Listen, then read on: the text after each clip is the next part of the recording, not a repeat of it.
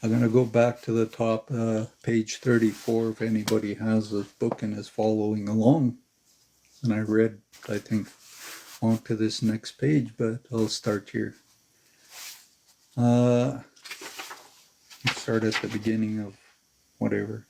All of this we call your own, but this has always belonged, does now and always will belong to the one great source of life, light, love, and all good God, the supreme and the adorable of all pervading ones. When by your own misuse of energy of life, which this all pervading one showers upon you, constantly pure and perfect and uncontaminated, you have created conditions so destructive and painful that they can no longer be endured. You turn in either desperation, agony, or rebellion and call upon God for relief from your misery. This is your offering to the giver of the good in return for the ceaseless perfection which he continually bestows in supreme love, the only condition upon which the one great self gives all. Is it the right use that it may bless the rest of creation with infinite joy, harmony, and activity? When in depths of misery you turn again to your source for relief from this misdeed, you either cry in agony of despair, or, if rebellious, blame life and the source of all good for allowing what you call unjust and wrong conditions to exist in you and your world. It is you, the little personal self, who are unjust to life, you who are unfair, you who create the misery of the earth, for only humanity, because it has free will to create as it chooses, each individual through his own thought and feeling. Only humanity who dares to bring into existence and discord misery, deformity that express upon the earth. This is a blight upon creation and the perfection that forever swings in the great cosmic melody of eternal song. Only mankind is guilty of making a discord in the music of the spheres, for all else lives and acts in accordance with the law of love, of life and harmony, and of light. All else blends into the harmonious whole and the body of the infinite, all loving one. All other realms of light and love move and create according to the fundamental principles upon which all perfection rests, the principle of love. If it were not for the great self ones, or the selfless ones, like your rulers of the great host of ascended masters, whoever keynote of existence is loving humanity, would long ago have destroyed itself and every planet upon which it exists. The transcendent and magnificent activities of love and light are natural conditions in which God created and expected his human children to manifest, obeying his command to love. There is no such thing as supernatural conditions anywhere in the universe. All that is transcendent, beautiful, and perfect is natural and according to the law of love. Anything other than that is subnatural. The daily experience of the host of ascended masters is the perfection of God's children. We're meant to live in all ways. Earth's children did express this perfection once in a former cycle, which was one golden age. That former civilization, that ancient perfection, is older than you dream, older than you believe the planet to be. All mankind that the period lived in a similar transcended state as ascended masters, and the conditions of misery that has followed since that time down through the ages came about because they chose to look away from their source, love, as a plan by which to live life. When the children of earth looked away from love, they are deliberately and consciously choosing to experience of chaos, Whoever seeks to exist without love cannot survive long anywhere in creation. Such efforts are bound to bring failure, misery, and disillusion.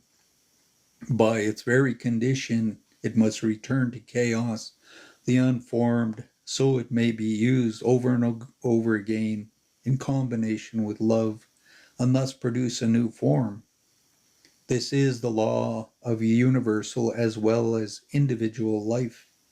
It is immutable, irrevocable, eternal, yet beneficent, for creation is form exists, that God may have something upon which to pour out love, and so express in action. This is the law of the Mighty One, from which all else proceeds. It is the mandate of eternity, and the vastness of brilliance of that perfection cannot be described in words. If there were not these actual, real, permanent, and perfect conditions of life and experience, which far transcend human descriptions, existence would be but a travesty upon the stupendous activity of life that swings forever throughout creation. There are those higher, harmonious, transcending sphere realms of activity and consciousness, individuals and cosmic, where creation goes on continually in joy, in love, in freedom, and in perfection. These are real, real, real, and much more permanent than your bodies and buildings in the physical world about you. These realms of life are created substance, which is so charged with love that they can never have a quality or activity of discord, imperfection, or disintegration imposed upon them or registered within them, because they are based upon love. The perfection of such a manifestation is forever maintained, ever active, ever expanding, ever blessing with joy of all that exists. You bring woe upon yourself, which propels you into embodiment again and again in the ignorance of the senses, the human appetites, and the desires of outer self. These appetites and the feeling nature of mankind are in themselves but an accumulation of energy which the individual through his thought and feelings has given a quality of one kind or another. This misqualified energies gather a momentum through the human expression and become habits. Habit is an energy specifically qualified and held focused for a time upon one objective. The sense appetite of form lives becomes at the driving force and habits of the next, keeping you slaves bound to the chariot wheel of discord, lack, and necessity, whirling you through a maze of human problems and experiences of your own creation, compelling you to learn and obey the law of one, love. Your own miscreation drives you on and on and on until you are willing to understand life and obey it. It's one law, love. You whirl through life after life, experiencing discord upon discord until you do learn to live the law of love. This is a compelling activity which none escape, and it continues until the outer self asks the reasons for its misery and understands that it releases from the experience of suffering can only come through obedience to the law of love. Such obedience becomes a calm, peace, and kindliness in feelings whose centers in the heart, in contacts with the outer world, must come through the inner feeling. Love is not an activity of the mind, but is the pure and luminous essence which creates mind. This essence from the great God flames streams into substance and constantly pours itself out as perfection in form and action. Love is perfection manifest. It can only express peace, joy, and the outpouring of those feelings to all creation unconditionally. It asks nothing for itself because it is eternal, self-creating being, heartbeat of the Supreme. Love owns all and is only concerned with setting the plan of perfection into action in all. Thus, it is constantly pouring out of itself. It takes no cognizance of what has been given in the past, but receives its joy and maintains its balance by the continual outstream of itself. Because this perfection is within love forever flowing forth, it is capable of recording anything but itself. It is incapable of recording anything but itself. Love alone is the basis of harmony and the right use of all energies. In human experiences grows into a desire to give and give and give all the individuals peace and harmony unto the rest of creation. People, O people, forever throughout the ages, only enough love can bring you back to the heaven you once knew and abide in. Here you will once again embrace the fullness of the great light that gives all through love. A visiting prince approaches your borders. He will enter this city seeking the daughter of your king. You will come under the rule of the prince, but the recognition of your mistake will be futile. Nothing can avail, for the royal family will be drawn into the protection and care of those whose power and authority are of God and against whom no human desire can ever prevail. These are the great ascended masters of light from the golden etheric cities over this land. Here your ruler and his loved children will abide for the cycles of time. Turning to the king, he addressed him, saying, I bless you, my noble, patient brother. Loving and selfless has been the service of your people. Deep and eternal is your devotion to the Supreme One, the source of all creation. The golden etheric cities await and joyous welcomes you and your children. Within its radiance you shall live, serving through the rays of light which are forever streaming out from those who dwell therein, until these, your very people, shall redeem themselves by obedience to the law of love. This empire of light exists over the lands you have loved so well. It is composed of self-luminous, etheric substance and rests above the physical city, which is your capital. It is real, very real, and much more permanent than any earthly city, for light is indestructible, and the golden city is made of light. Into it no inharmonious thought or disturbing conditions of any kind can ever enter. And this is why you gotta learn how to go into right balance. And this is going to be a truth. If you haven't let go of your hate, lie, and deceit, you ain't going to be a part of that. Don't fool yourself. I don't care what you practice and believe. And if you like darkness and sorcery, stay there, because you will not be a part of this future energy.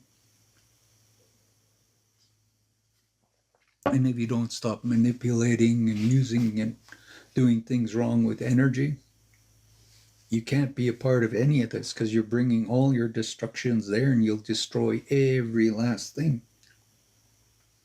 Negative does not work in these higher planes, any kind of deception at all.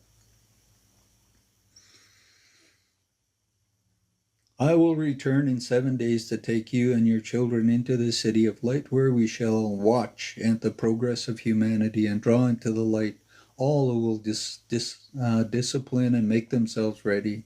Encircling the city is an invincible belt of electronic force through which it is impossible for anything uninvited to pass. When he finished speaking, he blessed the royal family and guests. This is the experience that this guy is narrating, but this is part of the truth we're going into. I got to do my puzzle here. I got to figure out what they want here. Because if I don't line it up right, it doesn't work. Oh, it's a gazelle or some kind of animal. No, it said I didn't do it right. So I got to try that again. Here's a deer's head. Got to line it up. If I don't do it, then they're not going to let me. Oh, I did it. They're happy. So they're in the ethers where this person and Saint Germain are viewing this, but this is part of the future also. I will return, so he's experiencing past life experiences, and he's given permission from the universe to share this in this book. When he finished speaking, he blessed the royal family, the quest of the empire, and the moment of silence that followed. His light and the outline of his body within it grew fainter and fainter until it disappeared entirely. A murmur passed through the great banquet hall, and as all looked towards the king, his head was bowed in reverent silence. Then he slowly rose and bid his guests good night. On the seventh day, the brother from out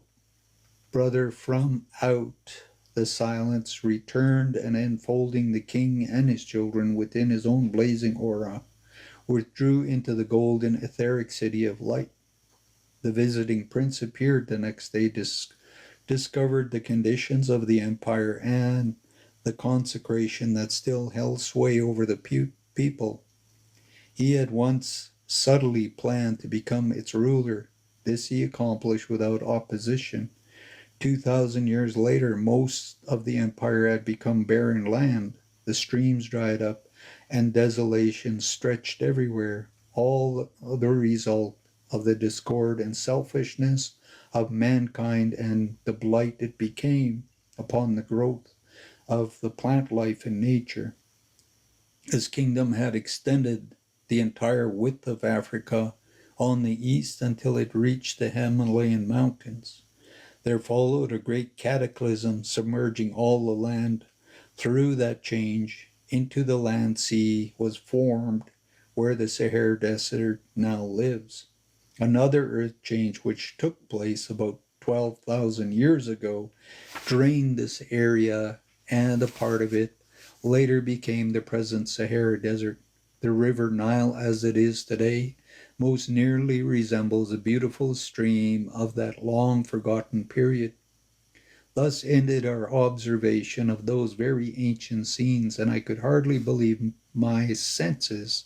I was so astonished at the way the experience of the past were revivified, the pictures projected in all three dimensions, and the activities of the people in the remote age portrayed.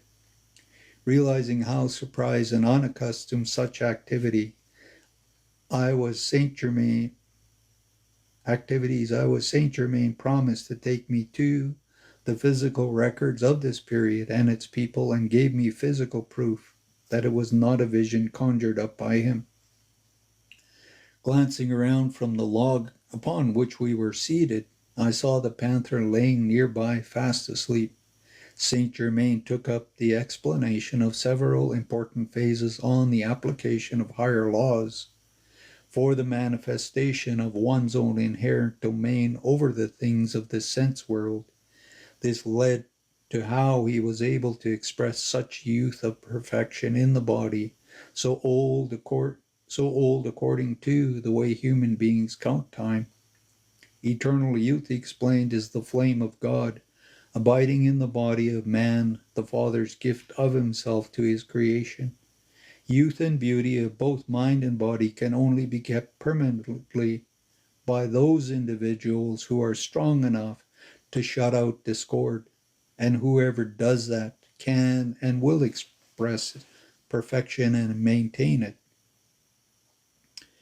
Where peace, love, light do not abide within the thoughts and feelings of human beings, no amount of physical effort can possibly keep the outer self expressing youth and beauty. These exist eternally within the God flame, which is the divine self of every individual. Whatever discord the outer self allows to flash through the thoughts and feelings is that instant stamped upon the flesh of the physical body. Eternal youth and beauty are self-created and forever self-existent within the flame of God's life in every human being. This is God's plan for manifesting his perfection into the world of form and maintaining it forever. Youth, beauty, and perfection are attributes of love, which the God principle is continually pouring forth into his creation. Within each individual is placed the power and means of maintaining and increasing their perfect, ever expanding activity of creation. The power of accomplishment is the energy of the God Self in each human being born into the world.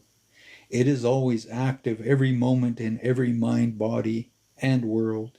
There is no instance in which this mighty energy is not flowing through all individuals. You are privileged to qualify it as you please at the command of your own free will through the consciously directed thought and feeling. Thought is the only thing in the universe that can create vibration, and through vibration, you qualify this ever flowing energy with whatever you desire to have manifest in your life and world. This timeless, intelligent, radiant energy is flowing ceaselessly through your nervous system and is eternal life and vitality in the bloodstream coursing through your veins. It is an all-powerful, omnipresent, intelligent activity given you by the Father, the God principle of life, to be consciously directed according to your free will. Real intelligence, which uses everything constructively, comes only from within the God principle, the flame of life. It is not merely the activity of the intelligent or the intellect. Real intelligence is wisdom or God knowledge, and this does not and cannot think wrong thoughts. Wrong thoughts come only from impressions made upon the intellect by the world outside of the individual. If individuals would discriminate between their own thoughts, that is, thoughts from within their own God flame, and the suggestions thrown out by other people's intellects and evidence of the sense which consider appearance only, they would be able to avoid all discordant activity and conditions in the world of experience. The light from within one's God flame is the citron, the standard of perfection by which all thoughts and feelings that reach us through the five senses should be tested. No one can keep his thoughts and feelings qualified with perfection unless he goes to the source of perfection, for that quality and perfection only abide within the God flame. It is the individual's need for meditation upon and communion with the light of God within himself. Pure life essence will not give and sustain eternal youth and beauty in the body, but will enable you to maintain perfect balance between your God self and the outer or personal self. In fact, this pure life energy is the power which the outer self uses to hold its connection with its divine source, the God self. In reality, these two one accepts when the intellect or outer activity of the mind and sense consciousness accepts imperfection, inharmony, incompleteness,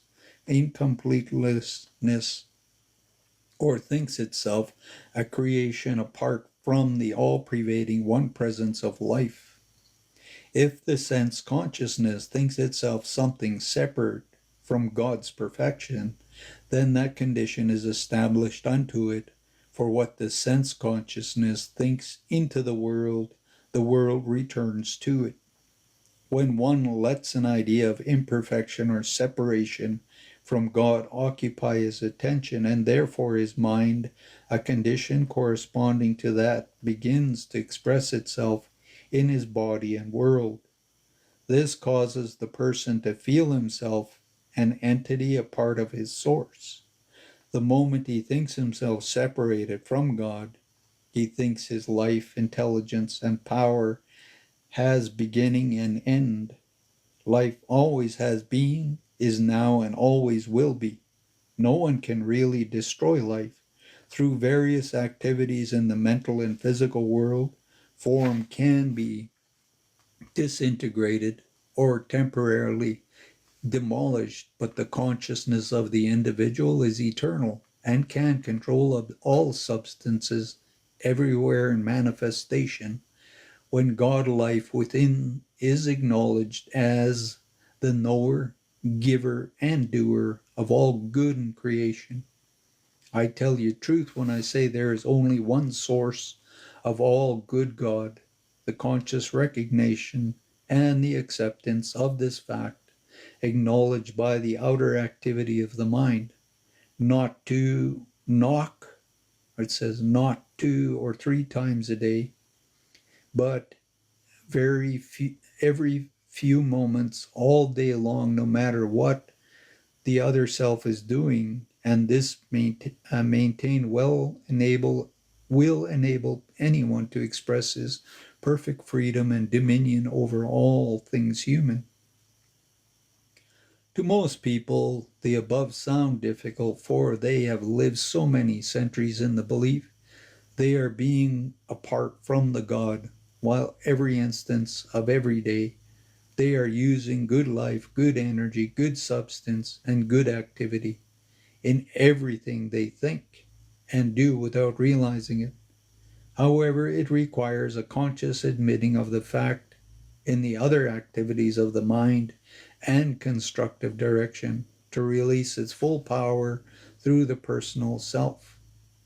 Recognition, conscious direction, and constructive use of the God energy maintained in oneself at all time is a way of perfection, mastery, and dominion over all things on earth, including the conscious control of all natural forces. The instructions I have been giving you will erase completely all false beliefs if maintained. The rapidity at which it is accomplished depends upon how continuously, persistent, and deeply you feel and associate with your God self.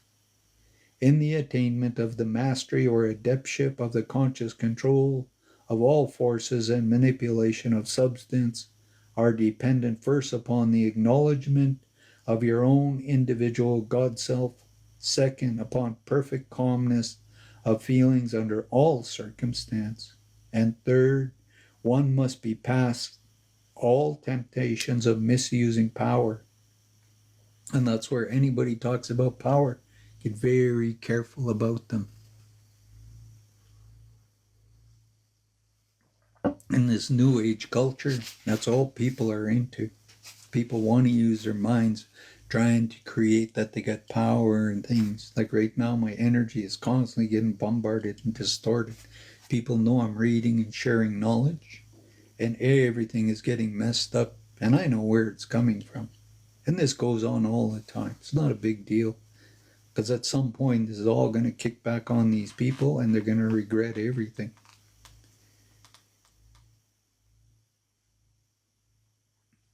Okay, in the attainment of mastery and adeptship, the conscious control of all force and manipulation of substance are dependent first upon acknowledgement of your own individual God self, second, upon perfect calmness of feeling under all circumstance. The third, one must pass all temptations of misusing power.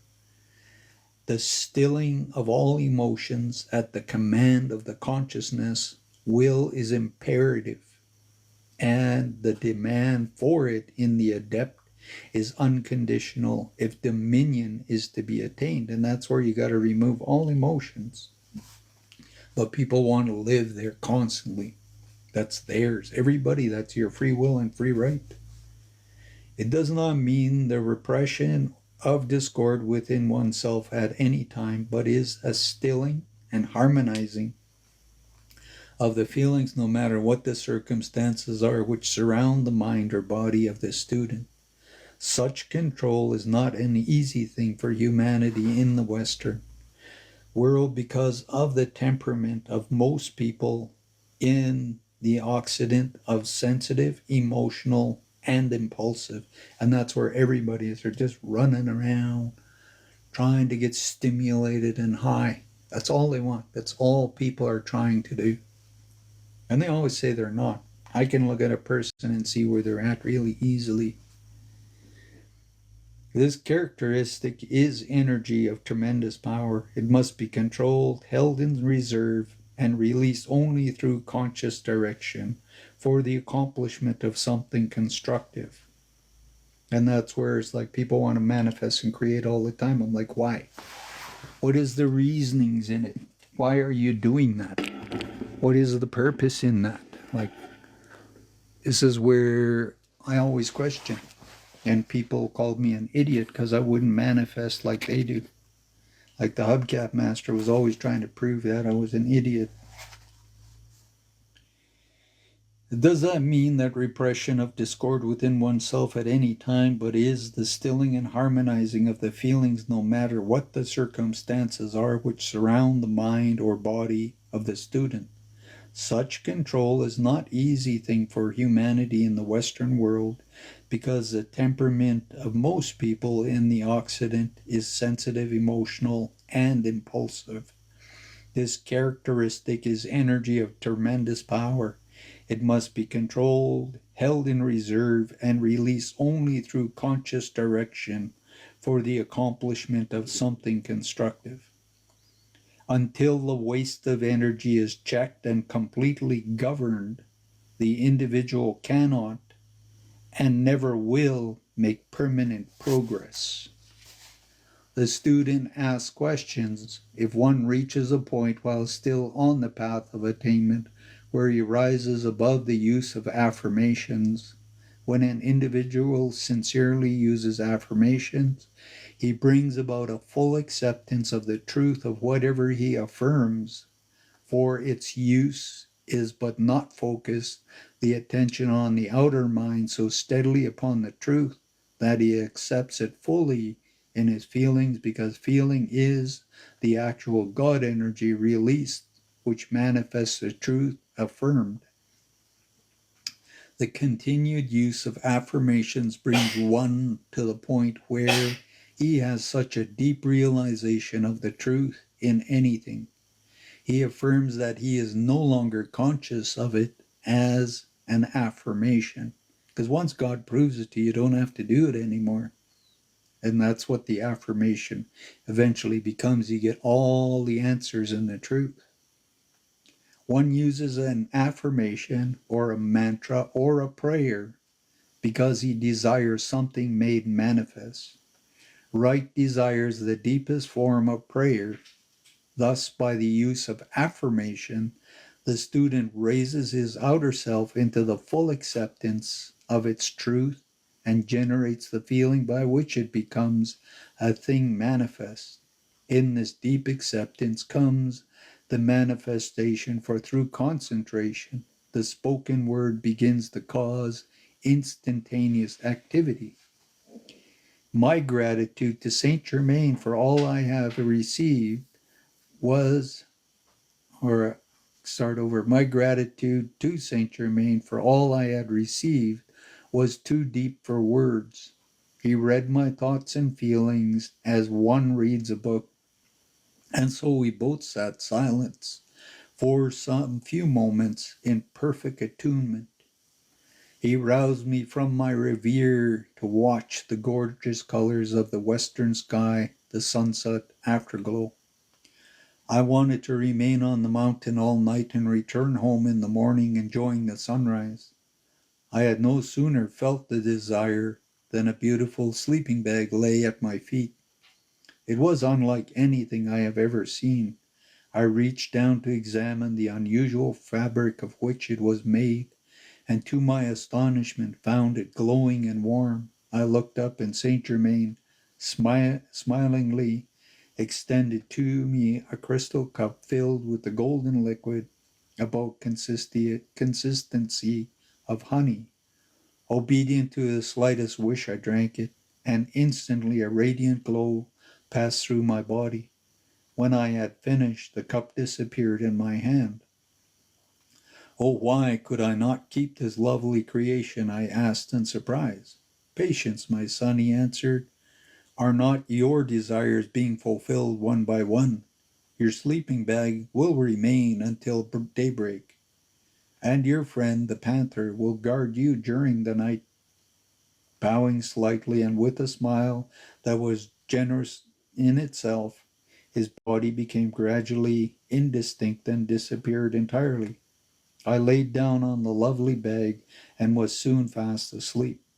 As the rosy tint of dawn touched the eastern horizons, I woke, and the first thought in my mind was concerning the bag, which I had so much enjoyed.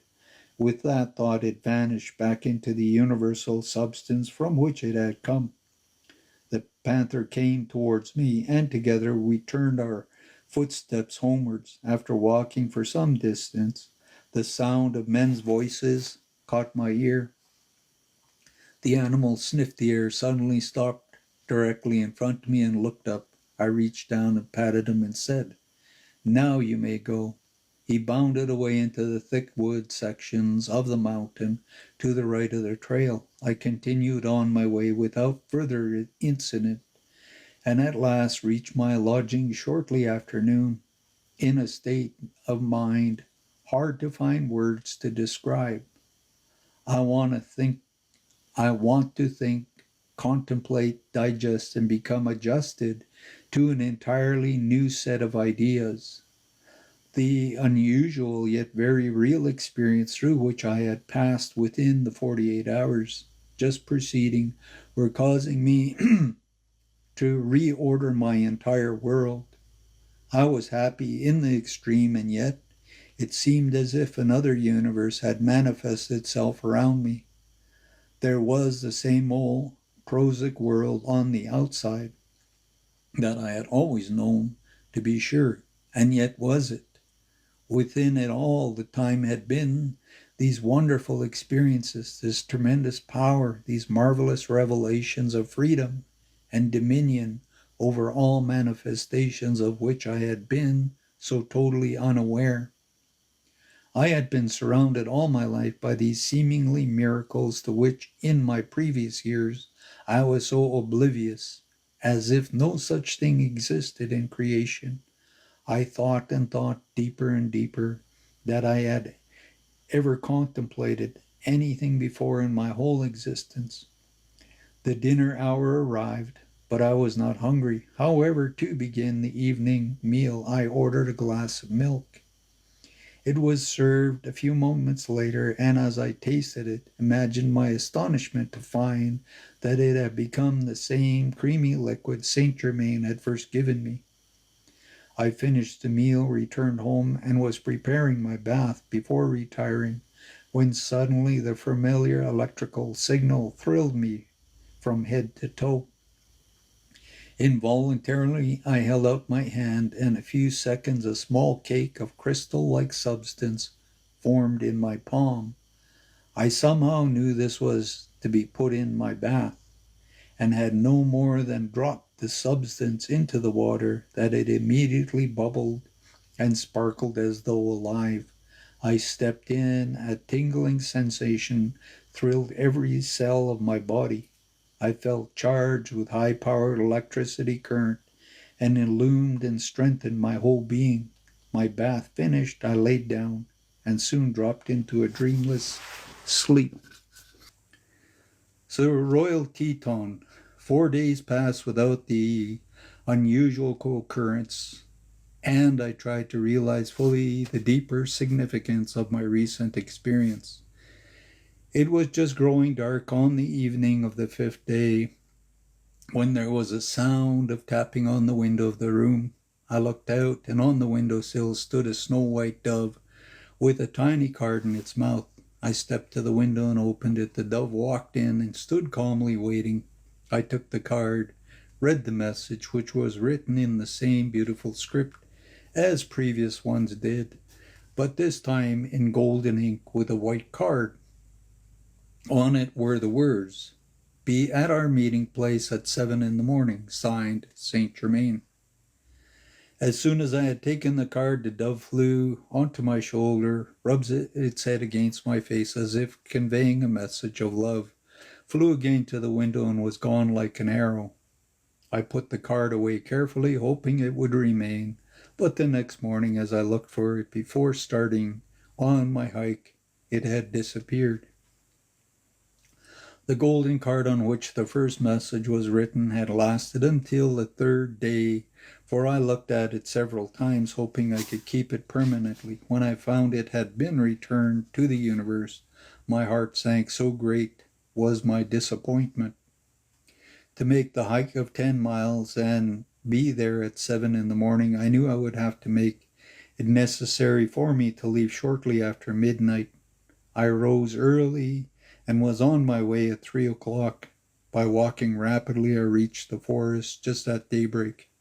I had not gone far until a plaintive cry came to my ears. Before realizing it, I answered in the same tone, so involuntarily was my response. There was a rush of something through the timbers, and my friend the panther bounded towards me, a very embodiment of joy. I patted it, and together we proceeded on our way to the meeting place. Prominently at 7 o'clock, Saint Germain stepped right out of the atmosphere, greeting me and with open arms. Again he handed me the crystal cup filled this time with a clear, sparkling liquid. I drank it, and the taste was not like anything I had ever physically experienced before. It was almost like the juice of grapefruits, iced but sparkling and effervescing. The moment I drank it, the sensation like lightning went through my body, carrying the feeling of its sparkling activity in every vein. Saint Germain then gave the panther a little brown cake, which it quickly devoured. In a moment its hair stood straight up, and he remarked, "Your friend will never again kill a deer." For the coming experience and instructions, it will be necessary to leave your body here on the mountainside, because you have not yet called forth the inner power enough to enable you to take it where you are going today. The panther will be a guard for you, and as an extra precaution, I will place a cloak of invisibility around both. We will go to the royal Teton. Come. Instantly I stood out in my finer body, clothed in a rich garment of self-luminous golden fabric. Observe carefully the material in which you are cloaked, he continued. The substance composing the garment you wear has certain extraordinary qualities and powers of its own, one of which is to enable its wearer to lift and transport its physical objects. The garment itself possesses pure electronic energies and can be used to move objects, the same as the force one uses through physical body. This is a phenomenal activity, and the great masters of light have given permission to be used for the first time on this planet. For the benefit of my readers, I want to state clearly the unmistakability that while I was clothed in a body which did function in 4 dimensions during these experiences, yet it gave me the ability to feel and handle solid objects in the physical world and seem as everyone could do in his physical body. The body I used this time was not that which is sometimes called the astral body. We soon reached the top of the majestic mountain that stands sentinel over one of the most beautiful scenic belts of the United States.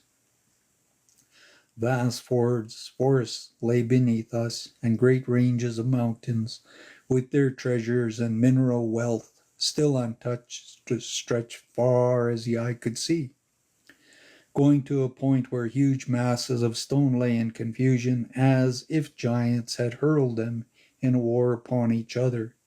Saint Germain touched a great boulder. Instantly the enormous mass tipped out perhaps 4 feet away from the original position. He motioned me to follow. We entered, and to my astonishment, stood before a large bronze door. "This has been here since before the sinking of Atlantis, more than 12,000 years ago," he explained. He stepped forwards, pressed a certain point on the door, and a great mass of bronze weighing many tons swung slowly open and admitted us into a spacious chamber from which a stairway cut into solid rock led downwards.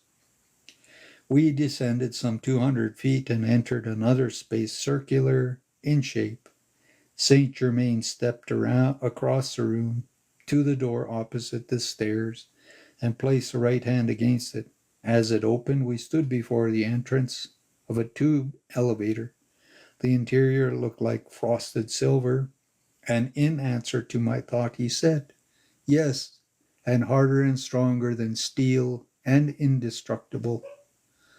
A flat disc of the same metal, fitting the tube quite closely, rose within it to the level of the floor. The platform was controlled and operated entirely by the master. He stepped onto it, and I followed. The door closed. We began to descend. It was a long ways down, although we did not move rapidly. The platform came to a stop at another bronze door of entirely different design. "We have descended 2,000 feet into the very heart of the mountain," he commented as we stepped out of the tube. The space in which we stood was a particular design and arrangement. It formed an oblong from east to west, whose northeast and northwest corners had been cut on an angle. This formed an outer counter or reception room. The heavy bronze door from the tube elevator opened into the court on a northeast wall.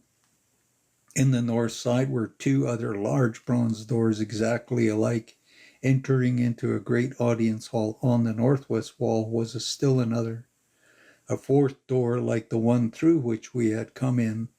Opposite, on the long, unbroken stretch of the south wall, hung an immense tapestry. It was made of the most unusual material, and while the weave was coarse, yet the thread of fiber was as soft as camel hair. The background was a delicate cream color, and against this were two life-size figures representing gods, being of great majesty and power. The one on the right was masculine, the other feminine. Both were standing as if in an act of commanding cosmic forces to obey their decree. The masculine figure wore a full flowing robe of some rich material of a deep sapphire blue, banded and heavily embroidered in gold. It was evidently a robe of state or symbol of authority. Under the outer robe was a tunic of golden fabric, metal-like in appearance. The sunburst of rubies, diamonds, sapphires, and emeralds covered the chest. The waist was encircled by a jeweled belt, and from it hung a panel about 12 inches long. It too was heavily encrusted with some kind of jewels. The tunic reached to the knees, and the lower edges was trimmed with a band about 4 inches wide of heavy embroidery in silk and the same color as the jewels. The entire effect gave one the impression that the garments were all self-luminous. The feet were clad in sandals like boots of golden leather, reaching almost to the knees, one ornate and laced with sapphire blue cords. A band of gold about 1.5 inches wide rested halfway down upon the forehead, binding the figure's wavy golden hair with huge, to about 6 inches below, which hung, not huge. Read that again. Binding the figure, waving golden hair that hung about 6 inches below the shoulders. The complexion was very fair, with soft pink tint, and the eyes were deep violet blue. The fingers of the left hand rested lightly over the heart, and the upraised right hand held a blazing crystal rod of power and authority. Whatever they put in my chest is really awful. You can hear it in my throat, and my energy is just all over the place. Fun times all the time. Upraised right hand held a blazing crystal rod of power and authority. The lower end was shaped to a point, and on the top rested a sphere about 3 inches in diameter that gave off rays of sparkling white light. One knew unmistakably that the figure portrayed was in the act of wielding gigantic power and was a manipulator of the most mighty cosmic force. The entire appearance suggested fullest youth, and yet the wisdom of the ages spoke through the eyes of the Horae Pass. The female figurine robe of authority was deep violet, banded with gold embroidery, similar to that of her companion. An underdress was a soft, golden, shimmering material that came almost to the floor. The thread used in weaving the tapestry to represent the garment must have been the same which had actually composed the material in the original clothing. This being wore a jeweled girdle with its panel reaching about 2 inches below the knee, encrusted with the same kind of jewel as those of the masculine figure. The toe of her right sandal was just visible beneath the edge of the dress and was made of golden leather.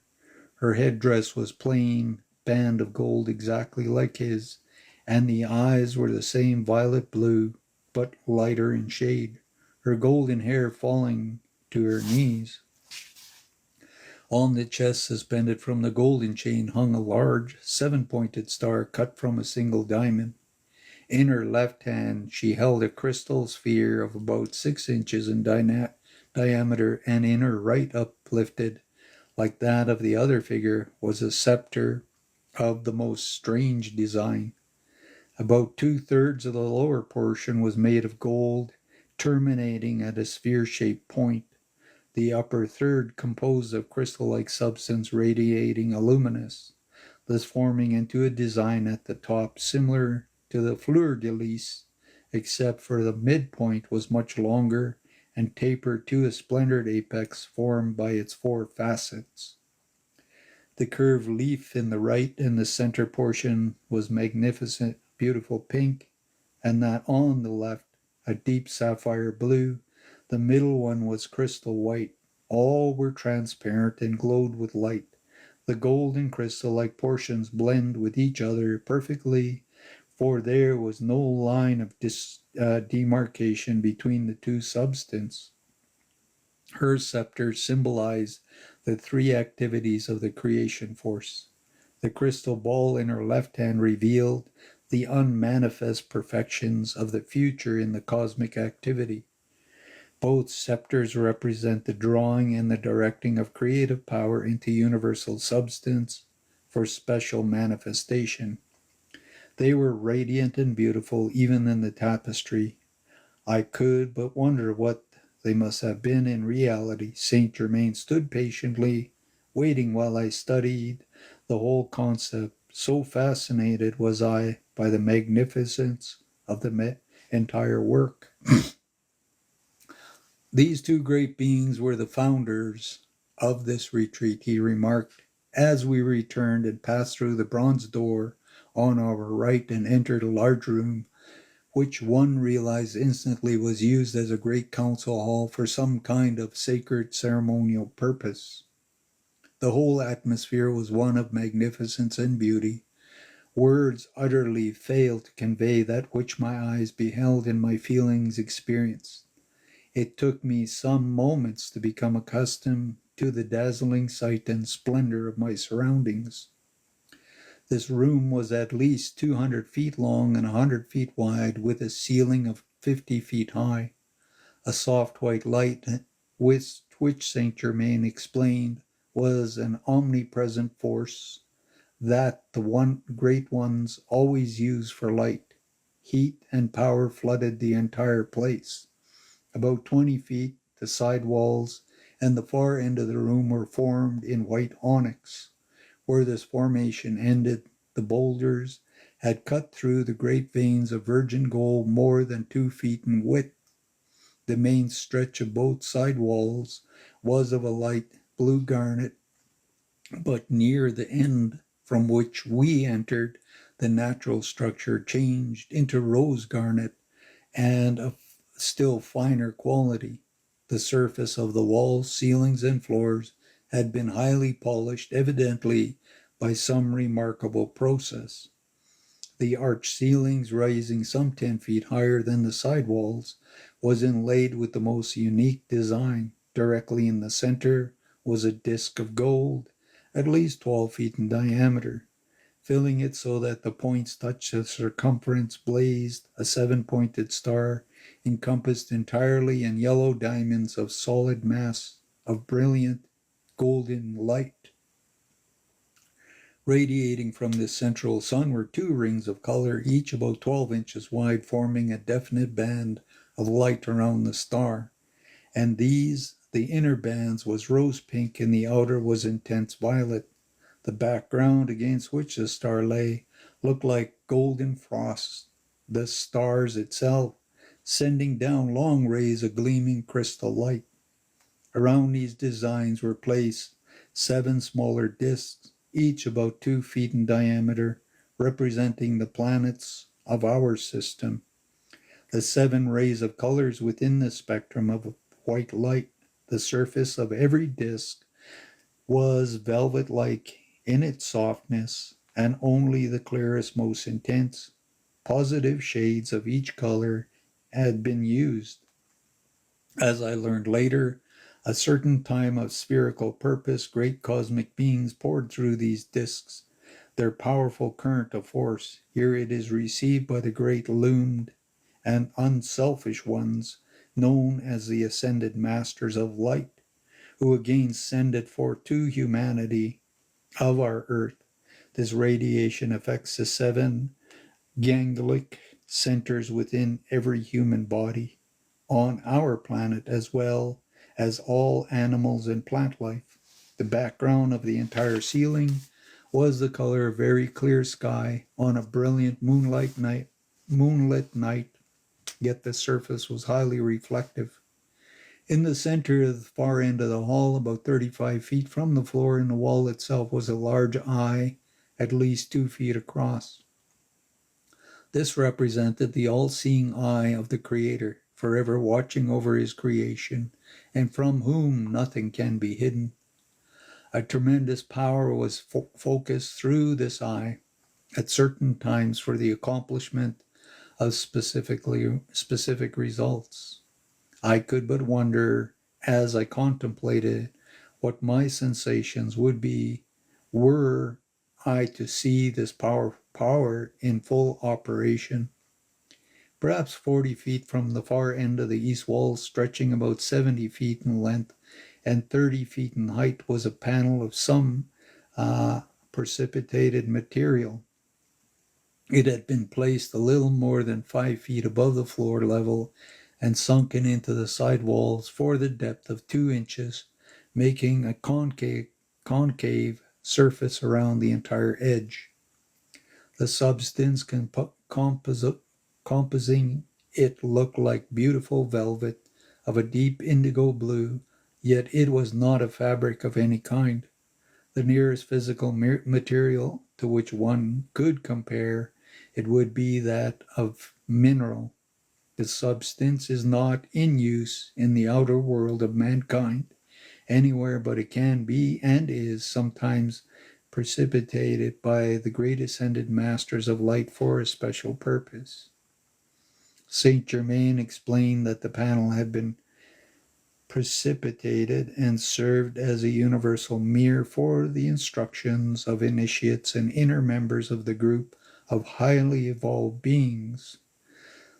The great ones work ceaselessly helping humanity of our earth to become perfected men and women and enable them to manifest in their outer lives the same perfection and dominion as did Jesus Christ. There is no outer organization of these perfected beings. Only by living and expressing this perfection through self-corrections of human weakness and full adoration of the divine being within can any individual draw himself into association with those working at this high level of attainment. Upon this panel, said Saint Germain, are projected scenes of earth, pictures in the ethers, the Akashic records, and activities taking place on Venus or any other point which those instructing wish to make visible to the student. Such scenes are not only pictures of the past and present, but can portray activity into the far future. These you shall see later. As we passed through the last door on the right, and entering a room whose dimensions were about 80 feet long, 40 wide, and 20 high, with an arc ceiling similar to that of the large hall from which we had come. The entire interior surface of this room is made of frosted gold, and the purple-green veinings you see on the wall, as if embossed, is precipitated, he continued. At the far end and on the side walls of the right, reaching to the floor and ceiling, was a framework made of white metal that looked like frosted silver. In this framework, resting upon roller bearings, were containers made of the same material. The lid of these containers gave classifications in hieroglyphics of the contents on the 4 spindles within each of the hieroglyphics being embossed upon every lid. The spindles were at least 10 inches long and ready. Everyone had been wounded or wound a ribbon about 8 inches wide, made of pressed gold alloys with some material that made it tough and pliable, yet no thicker than a piece of ordinary writing paper. The length of the ribbon of gold on the spindle varied from 7 to 50 feet, and on each were characters as if etched into the gold by something like a stylus. These characters had been so perfectly done as to make the whole appear like a script. These records are the fulfilling of my promise to you, said Saint Germain, as he indicated a particular section at the far end of the side wall. These describe the city, country, and civilization which one existed where the Sahara Desert is now during the time in which you were my son and I the ruler of the ancient empire. This room contains records of many countries, the rise and fall of many civilizations. Handing me one of the spindles, he released the fastening, and I found to my astonishment that I could read the contents. I am enabling you to do this, he continued, by temporarily raising your conscious and calling forth a hidden memory, the former records of these experiences which you once lived through. The matter of knowing God and his universe is but contracting the life force in every form. All forms contain life, and within the light emanations of every form is recorded its entire past, which any one may train himself to discover and understand if he be willing to give his attention and to the self-discipline necessary to still the confusion in the outer activities of his everyday existence. This eternal record within all things has existed from the beginning. In ages past, humanity manifested perfection in every way. This former condition of the race has been chronicled by historians as the Garden of Eden. Eden, or E/Dawn, meaning divine wisdom. As the conscious attentions of the outer activity of the mind was allowed to rest upon the world of the physical sense, the divine wisdom, the all-knowing activities of consciousness became clouded or covered over by the cosmic divine plan of the individual life. Became emerged perfection and conscious control by mankind over all forms was hidden and forgotten along with it. And this is where we fell in consciousness. It wasn't Adam and Eve and all these things they try to make you believe. This was an agreed upon thing by everybody on this planet. And it's not good and it's not bad. It all is a learning.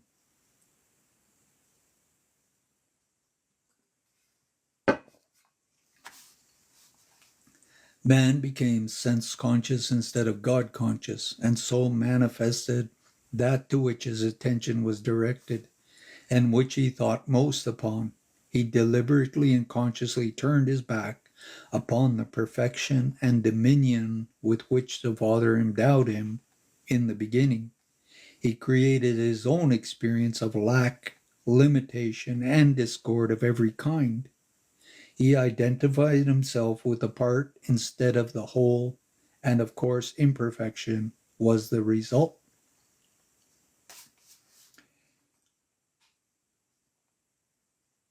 All mankind's limitations is the result of the individual's own misuse of the God attribute of free will. He compels himself to live within his own creation until by the direct volition of the outer activity of his mind he again consciously looks back at his royal beginning, God, the great source of all. When this occurs, man will begin to remember that which he once was, and may become again, whensoever he chooses, to look once more at that great cosmic blueprint of himself. The records you have been enabled to read describe the life of people as we saw it taking place 70,000 years ago. You have had much to do with the workings of making these records in several lives which have not yet been revealed. We crossed the council hall, entering the opposite door, and found a room similar in size to the one we had just left, with two smaller rooms adjoining on its north wall. In the larger room, covering almost the entire wall surface, was more metal frameworks filled with containers quite like those in the other room.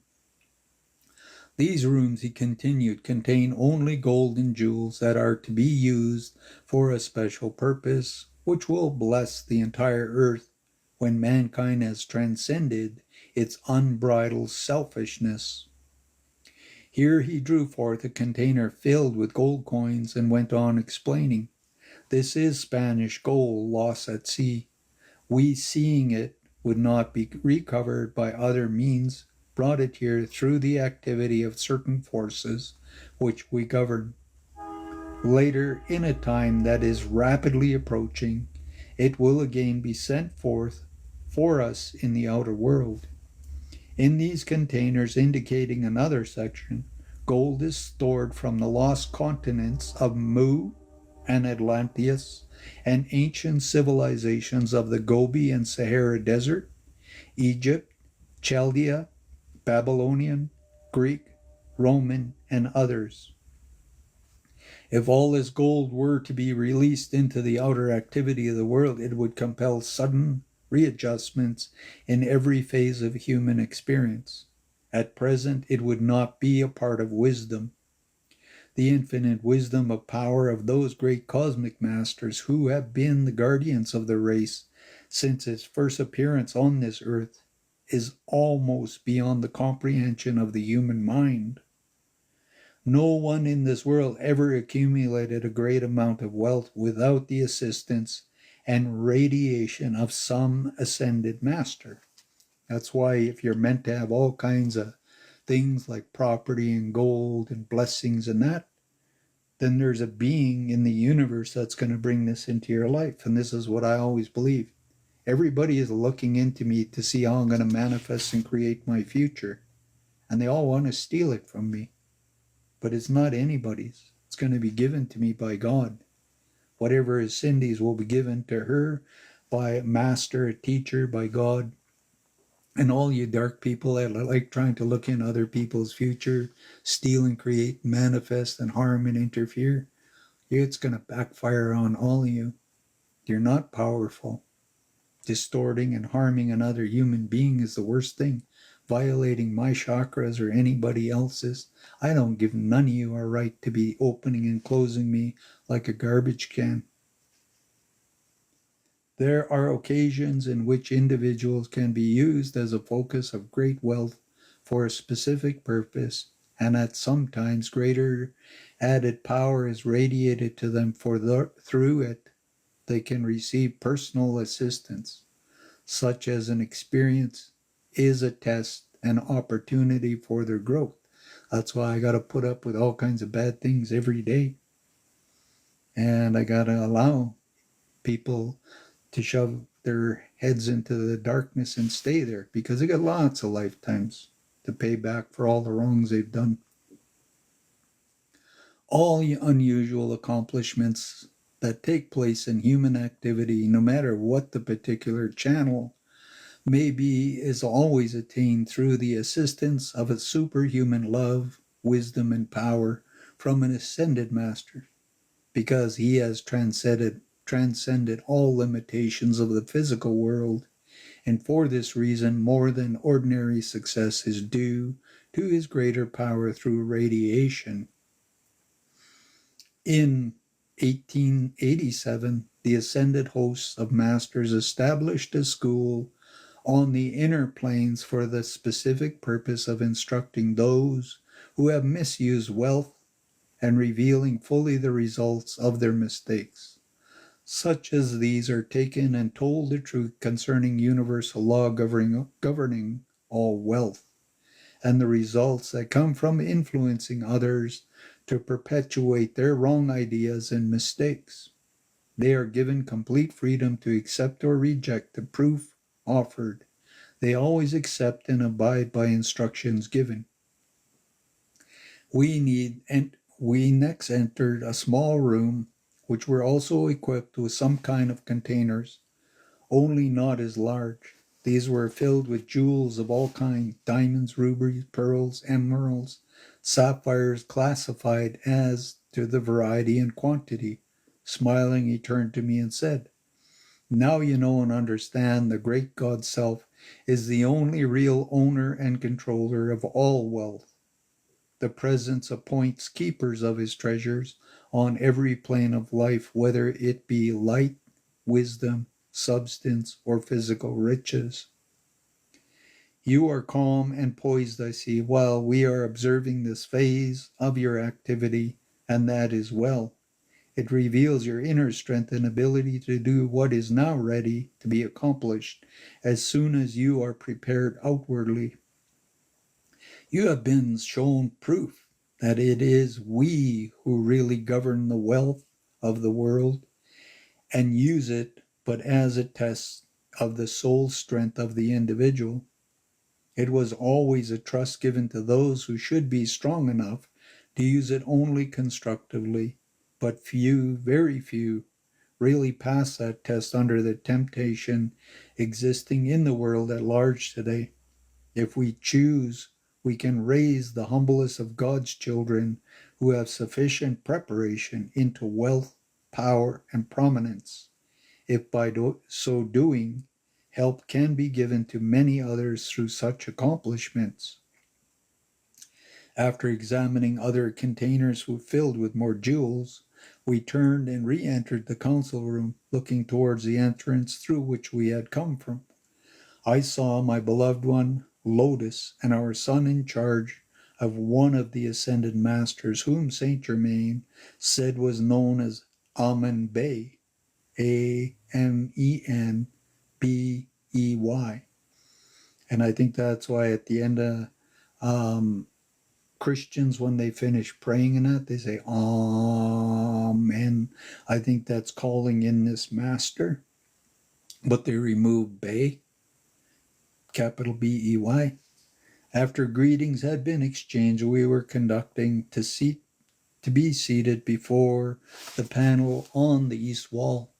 In groups of from 3 to 12 came and blessed ones of the ascended hosts until 70 of them were seated. A great hush fell upon all assembly, and for a few moments the silence was breathless, expectant.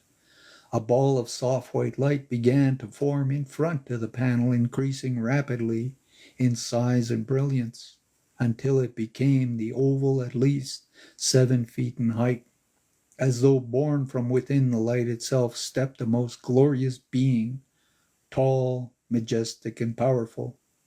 He made the sign uniting the finite with infinity. In a voice that thrilled every atom of the mind body, asked if all were ready.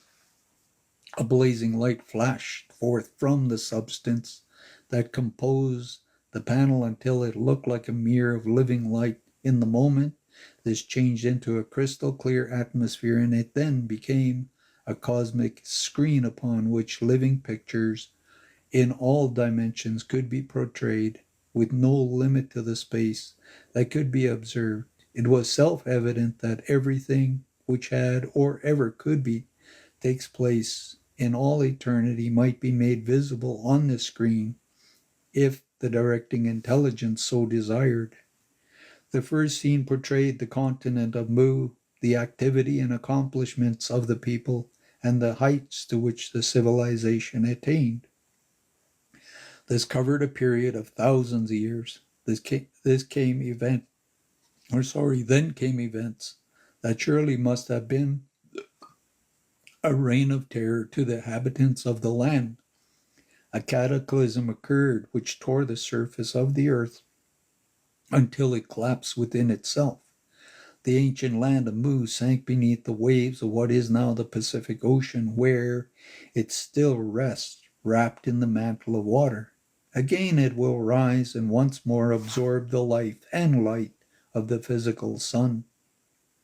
Next came the growth of beauty, wisdom, and power of Atlantis, a great continent covering a large part of what is the Atlantic Ocean. At that time, there existed solid land between Central America and what today is Europe.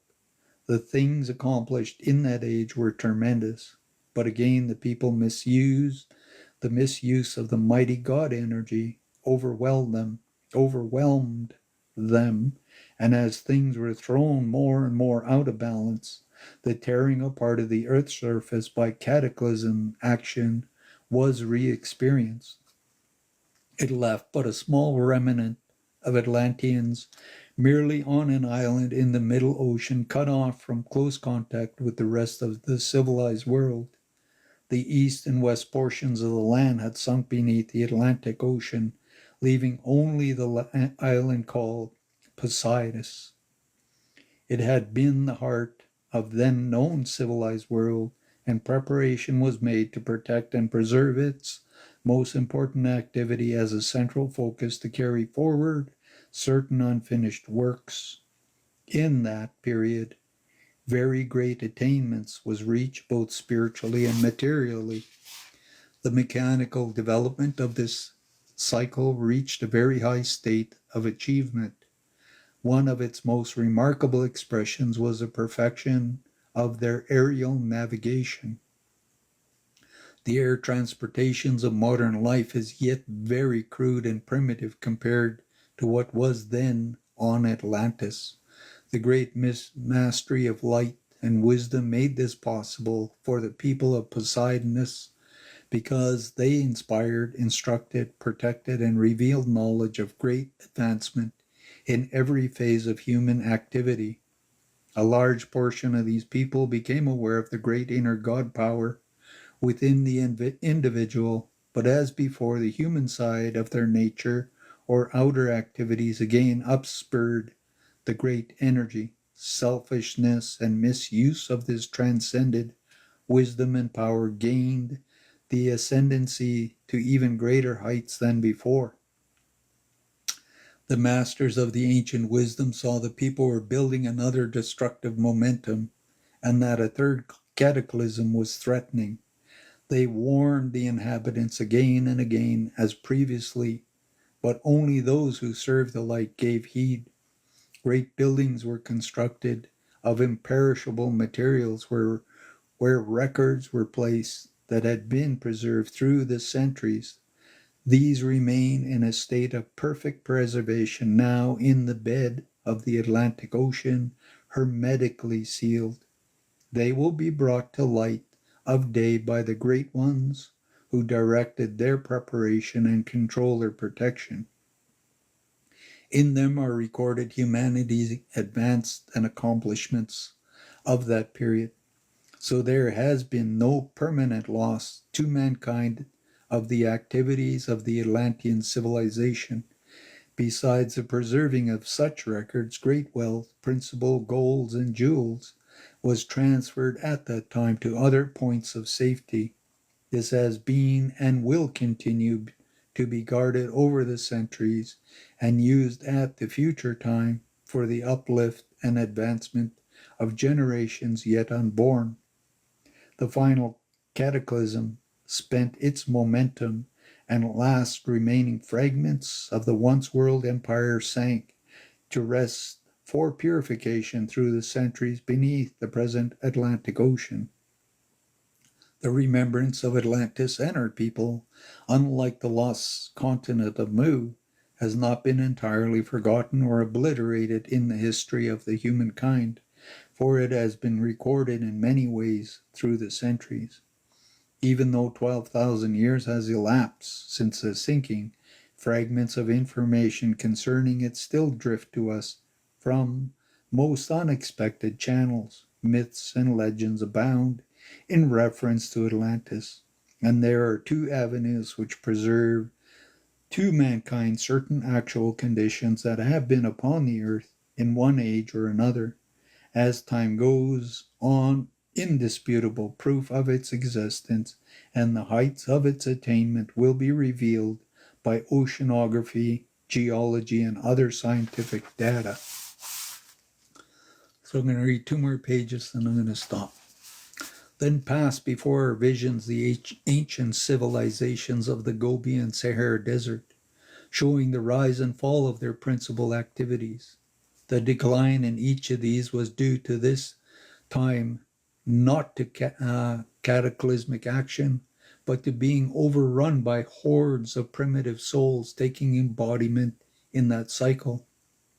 Next came pictures of Egypt, her rise and the fall of latter being due to the deliberate misuse of knowledge and power by a large number of the humanity embodied in the land whose predominant qualities were pride of their intellect, accomplishments, and rebellion against the resistance of their lower nature. Egypt rose to her greatest heights by the right use of knowledge and power. These always demanded humility, obedience of the intellect of the God self within, absolute and uncontrolled control of the human or lower nature in those who seek such gifts if they are to avoid destruction. The souls embodied in Egypt during her decline were not undeveloped, as were those in the civilizations of the Gobi and Sahara Desert. On the contrary, they had attained the conscious use of knowledge and power and deliberately chose to misuse it. This activity has nothing whatsoever to do with wisdom, for those who are the eternal inheritors of the gifts from the divine goddess must forever be past all temptations to misuse knowledge and power. Wisdom is the right use of all the manifestations, and he who realizes this self-evident, immutable truth becomes an open door to all good that abides in creation. The reference to Egypt as a land of darkness is most unjust, for out of Egypt in her earlier cycles of time, very great light, and out of Egypt will again come very great light. The next scene portrayed the rise and fall of the Roman Empire. When the darkness and degradation of these centuries had reached their lowest point, lo, Jesus appeared, pouring out his blazing light and love as the Christ, and through his transfiguration, resurrection, and ascension, such an overwhelming flood of God's perfection spread over the earth that never again can so vast a darkness encompass humanity in any age. The accomplishment of his life stands eternally recorded upon the atmosphere of this planet and acts as a magnet drawing mankind unto a like perfection. The coming of Jesus was the initiation to the people of our world and a cosmic command to use the power of divine love in all their future activities. This outpouring of his love to the earth in the darkest cycles became the birth of the Christ child in the individual. He called forth once again the cosmic divine blueprint and revealed the decree of the coming ages. That plan is complete dominion over all things, finite through the self-stature of the Christ within every human being. Next came the reign of Richard the Lionheart of England. Humanity has little or no knowledge of the real spiritual activity that took place during those years. The same light that inspired Richard's enthusiasm and activity in crusades released through his followers and people of that time certain forces that ascended hosts use at inner levels of consciousness. Then came the pictures of the recent World War in Europe, and these disclose activities that generated it. Only a few individuals know the real cause, and no doubt it is for the best. More do not. It is too destructive for the conscious to contemplate.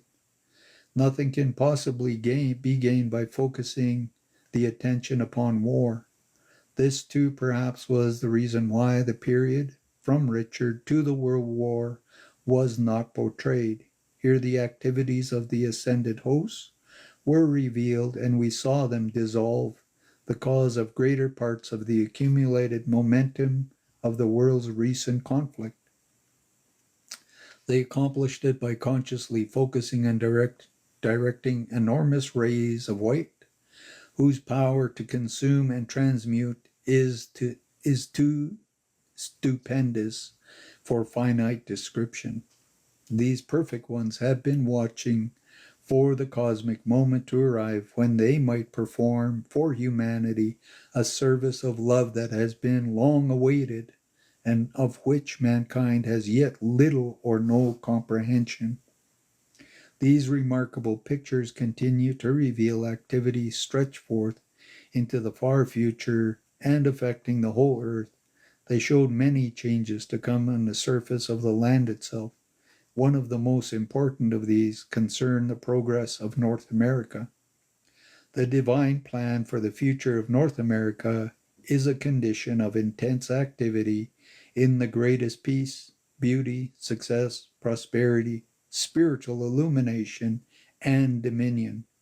She is to carry Christ's light and be the guide for the rest of the earth, because America is to be the heart center of the golden age that is now dimly touching our horizon. The greater portions of the land of North America will stand for a very long time. This has been known for thousands of years. Yes, for over 2,000 or 200,000 years. The pictures continued for nearly 3 hours, portraying many scenes and activities that have entirely escaped the recordings of historians and the world of science, because their great antiquity, wonderful and beautiful as our moving pictures are today, they are mere toys when compared with the living, breathing, actual existence revealed upon the cosmic stream. Here it was possible to watch the cosmic cause go forth of many events and conditions found upon the earth, so that those watching received instructions of the most extraordinary magnitude. At the close of the instructions, Saint Germain presented us to the greater Ascended Master Lanto, who had manifested from within the blazing light, and then to the 70 Masters assembled. So I'm going to leave off there and I'll read tomorrow.